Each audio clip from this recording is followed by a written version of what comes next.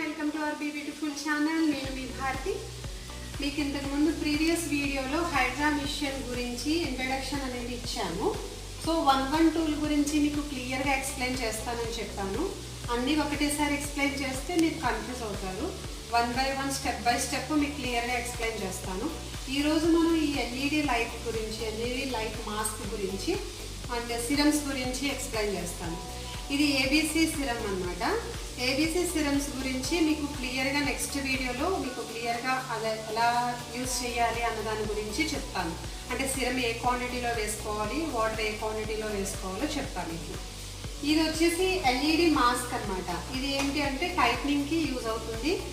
ఇది ఫేషియల్ మొత్తం అయిపోయిన తర్వాత, హైడ్రా ఫేషియల్ అయిపోయిన తర్వాత ప్యాక్ వేసి ఈ ఎల్ఈడి మాస్క్ అనేది పెట్టాలన్నమాట.